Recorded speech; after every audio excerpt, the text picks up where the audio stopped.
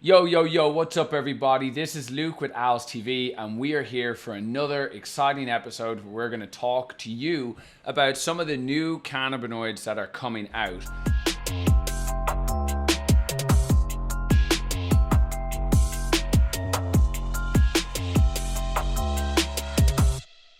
It's really fascinating to see how hemp has suddenly, hemp was like the back door that suddenly was unlocked all the cannabinoids, right? We got a little bit of, hey, this is legal marijuana, illegal cannabis. I'm actually not going to be using that anymore. I don't really want to use that anymore.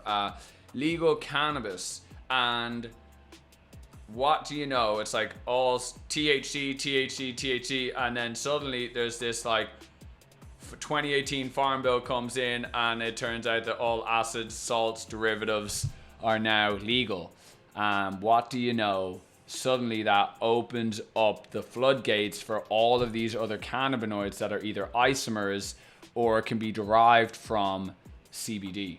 So I think it's extremely important to be educated. And so I'm just going to talk very lightly on a few of these, and then I will do another in-depth look at each one of these cannabinoids and try to filter through a lot of the crap that we hear and see. So, new cannabinoids that have been slowly being released. First one that I think is one of the biggest and it's actually making some traction right now, is THC-O. And THC-O acetate is effectively a faster acting cannabinoid that will, it basically will get through the blood-brain barrier quicker. And so it's sort of an odd one. People typically it's meant to be faster acting. Some people are talking about it hits later, although all of the information that a lot of people have read on the acetate is really Delta 9, right? Because Delta 8 is really this new thing that, yes, it had been studied, but it wasn't really something widely available that everybody has used. So now all of these other cannabinoids that are coming out, like THC-O, it's Delta 8 THC-O, not Delta 9. And so it's really, I will go into it in more depth, but that's definitely one that people are seeming to like a lot. But again, I know, you know me, I'm a skeptic at the start. So there's some questions around the shelf life around THC-O. You will notice that it will, if it's not stored correctly, you can sort of get that vinegary smell to it. And there isn't really any, there's no real testing for it right now. So there's hey, we can see it on the chromatograph. Here's the spike. That's probably THC-O, D8 THC-O. But there isn't really hey, this is 99% or this is 98%. So that also comes back to, okay, well, what are the other isomers that are in there? And so it's important. It's important to try and educate yourself as much as possible. And I certainly wouldn't just try every new cannabinoid that comes out under the sun. And especially some of the others that I'll discuss later. The next one that has been coming out a lot, Delta 10. Again, I'm not sold on Delta 10 yet at all. I will, however, this is what I'm going to do. With a lot of these cannabinoids, I'm going to get the cannabinoids. I'm going to test them on camera, and I will give you an honest review with some tests and data to back it, and I will do my best to provide that education for you to make the right decision. So Delta 10, I mean, again, as of right now, I am yet to have a single person who has tried Delta 10 in a pure form. So even, I talked to you before, we were at the Champs Festival Expo. You got, obviously everyone's trying to make sales, and you see these people, and it's yeah, we got Delta 10, THC-P, we got all these other cannabinoids. I'm oh, cool. What's Delta 10 like? And everyone always says, yeah, it's really like a sativa. it's like a sativa. Oh, like Delta 8, you mean? And then I'm like, okay, cool. So what potency was the Delta 10 that you tried? Well, it was 20% Delta 10 and the rest was Delta 8. So I'm like, oh, okay. So you tried something that was predominantly Delta 8, but had a little bit of Delta 10.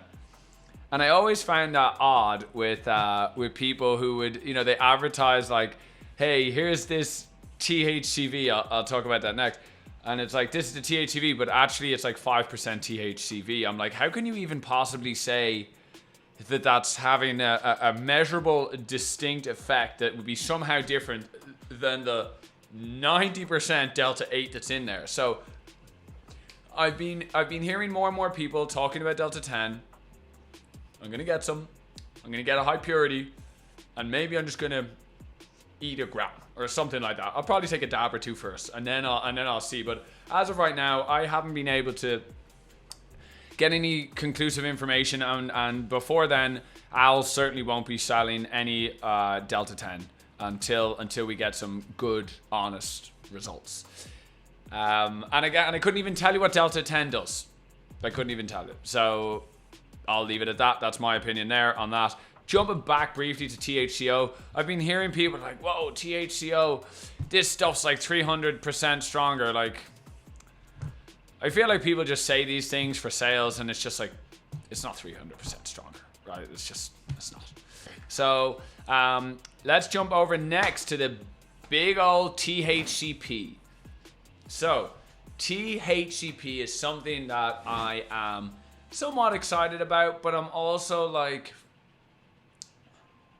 apprehensive about too. I suppose THC-P seems to be a newly discovered cannabinoid that is effectively like, that is the one that is like, you're talking 10, 20, 30 times stronger. It seems to actually be like seriously stronger. Like if you were taking this in, like, it's really about milligrams here, and if you were taking, like, we're talking about like if you were to have a cart, you'd have like 1% THC-P in it, and that would be enough, and you would be wrecked.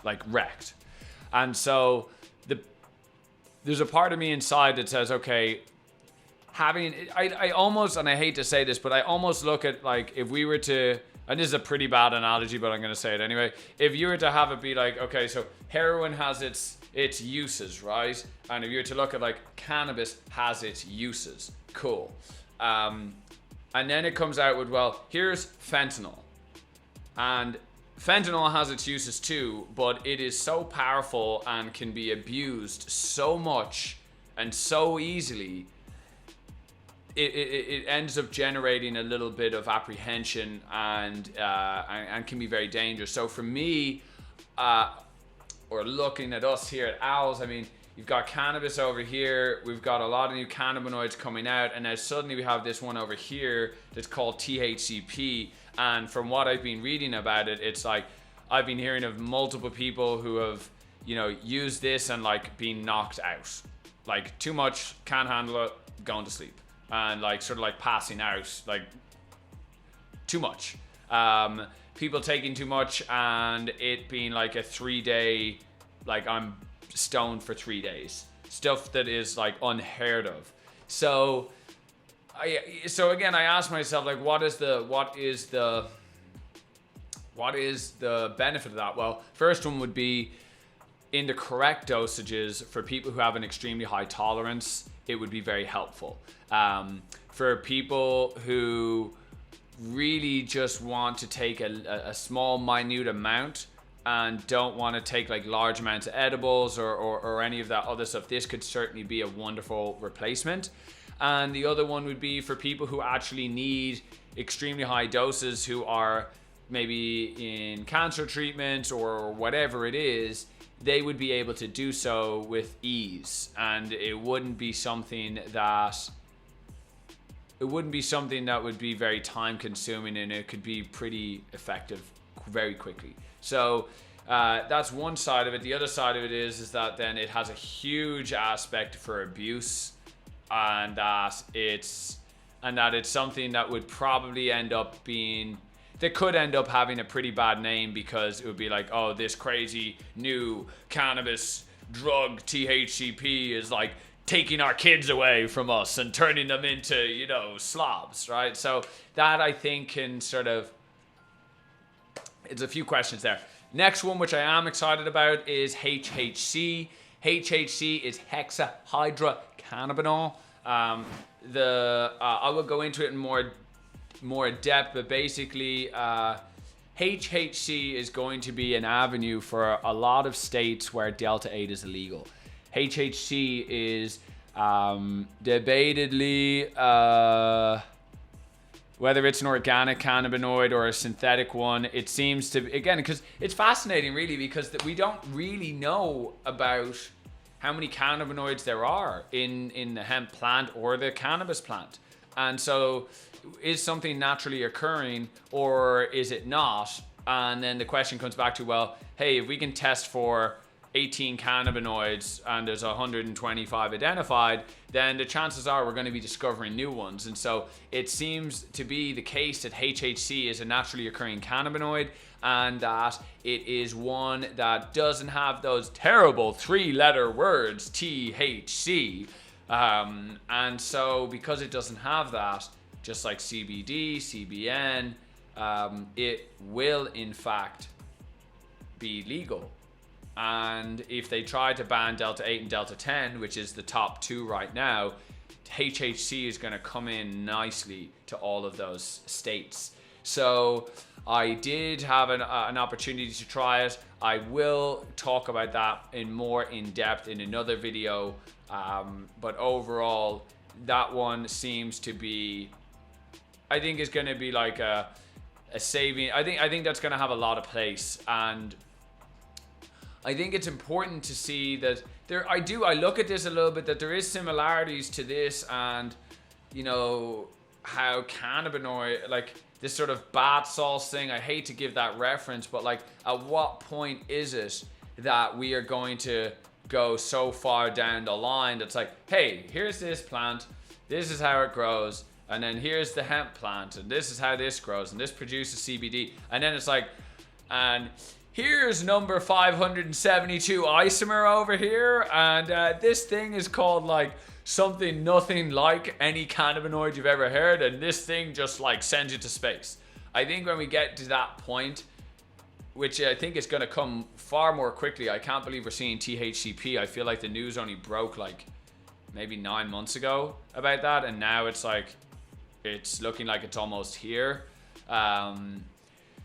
So yeah, but a lot of the things with these new cannabinoids, unfortunately, there isn't a testing for them. So you have a bunch of people that are like, here you go. And it's like, what's in that? And it's like, well, we don't know. Or here's a good idea of what we think it is.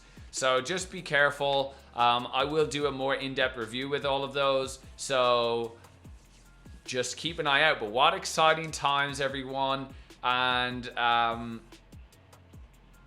do your research. Check the companies. Right, if you go to a website and you can't see test results, purposely for owls, I purposely put my face on this because it's important. It's important that you see me, right? Because there's so many people hiding behind the shadows, and I just think that it's not a good place to be. So be smart.